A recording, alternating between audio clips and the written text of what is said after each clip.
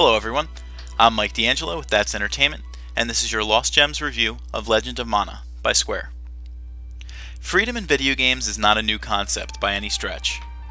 Though games like Fable and Fallout boast immense worlds to traverse, with a wide array of side quests that can be explored, they were not nearly the first.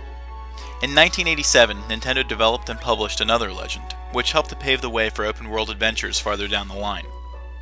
Nearly 10 years ago, in June of 2000, Square took things to the next step, releasing Legend of Mana for the PlayStation, which boasted a fairly immersive game world with plenty of character interaction and a vast background and atmosphere.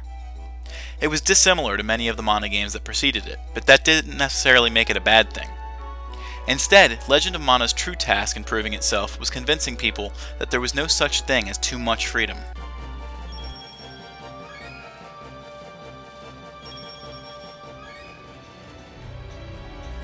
In the world of Fadil, magic and wonder is apparent across the furthest reaches of the lands. The game has a rich, abundant history, marred by war and the destruction of the Great Mana Tree. Legends speak of a hero who will find a way to restore the world to its former glory, but only you can give that tale substance.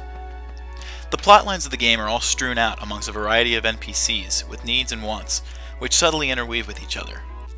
A meager set of major narrative twists persist throughout the title, revolving around the themes of love, war, and duty. Everything has a simple yet majestic way of adding to the Legend of Mana. However, the game's biggest flaw lies in the shadow of one of its greatest assets. While the game offers an immense amount of freedom, sometimes that level of liberty leads to confusion and wonderment. Players will likely find themselves wandering aimlessly, without a guide, as the game does not hold your hand in finding quests. Sometimes you won't even know which characters prompt quests in the first place, a baffling choice made by the developer.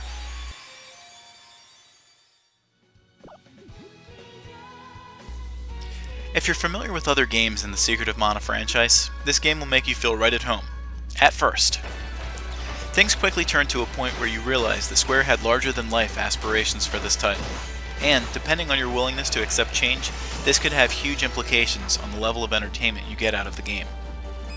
For one, Legend of Mana's combat bears enough resemblance to prior games to feel comfortable, but adds enough to the total package to require some patience and practice to play through the game with any true level of competence.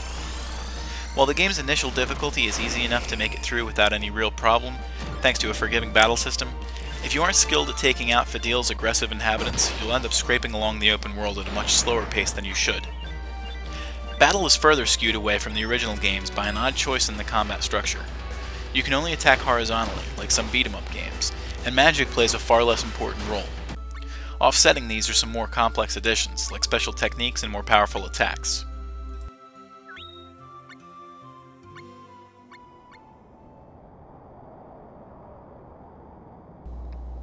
One of the areas that Legend of Mana shines is in the way it presents things on screen, and in your speakers. With vibrant graphics that seem almost like storybook animation, the game is perhaps one of the best looking 2D games of all time. During special scenes with the wisdoms of Fadil, you truly gain a sense of appreciation for this decade-old title. The music too has a particularly effective flair.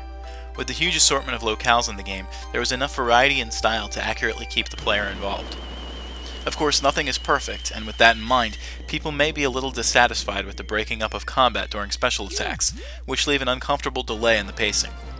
Other than that, though, the game is nearly pristine.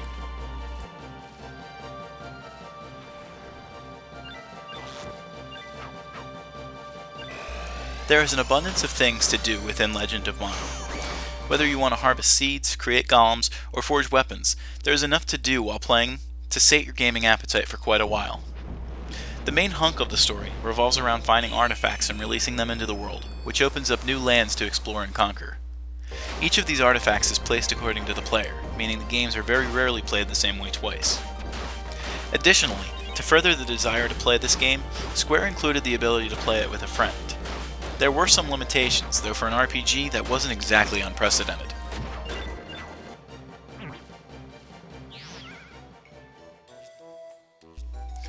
Can too much freedom be a bad thing? It can be, but it doesn't have to be. It's up to the individual player to decide whether or not the exploration of a world as majestic and overflowing with story as there ever was is pertinent or not. Of course, if that worries you, the internet makes everything much easier now, and finding help to set your course is never too far out of reach these days. If you take the time to really give this game a chance, you may be pleasantly surprised. That's Entertainment awards Legend of Mana a score of 8 out of 10.